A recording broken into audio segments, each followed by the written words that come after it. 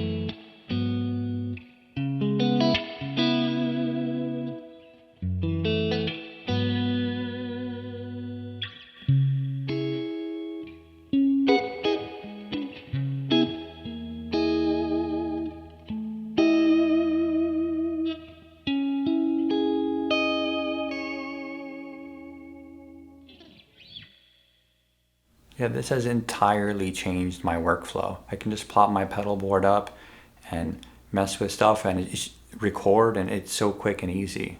It's making me rethink everything. So I recently tried to downsize my board as a result of just gigging and going to rehearsals and not wanting to carry a huge board and an amp and everything. So I thought I'd give the Dream 65 a try, because it can take the place of an amp at a gig that has a PA to go into, or at the rehearsal studio I go to that does have a PA in every room. I just get a consistent sound while keeping my board small. It sounded like a win-win to me. This pedal now has me obsessing over what I can do with just a small pedal board and no amp. It's been a lot of fun. Recently, Line 6 has come out with this, and this is the HX1, and it comes from the Helix family. This is basically a stomp box with 250 or now maybe more effects in one. So why this worked for me was because I have a small pedal board. It's 5 pedals and one of them was a tuner.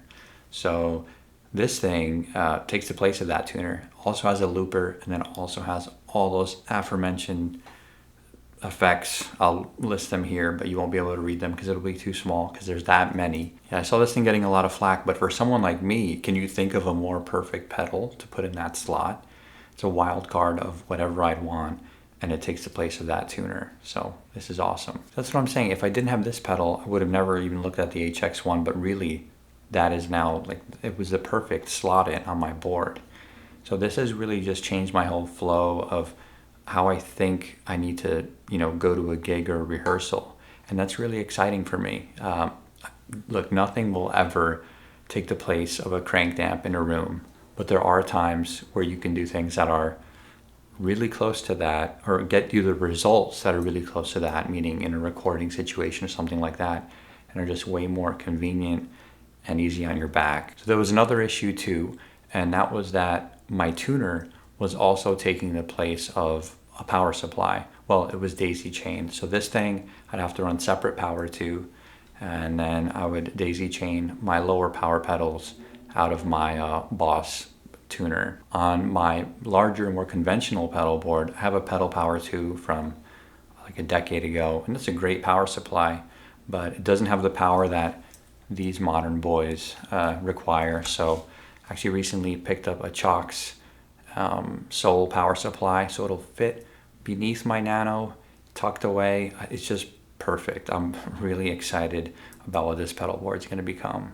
Yeah, I'm really excited about where guitar gear is going. Think about it like this. It wasn't that long ago where, say you wanted to have a really convincing deluxe reverb sound, you would need to have a deluxe reverb, mic it up, go into there, or have like a really expensive modeler. I mean, this thing, I got it for sale for like 300 something bucks, and you can find them used for around that, and they're great. And I mean, this is accessible, and it's of the highest level of sounding like an amp that I've ever heard. I've been having so much fun just experimenting with this new kind of tech, and it's something that in the past really didn't convince me it was good enough, if that makes sense. It was like there was amps and then there was other stuff, but now recording and comparing it next to amps, it sounds really good.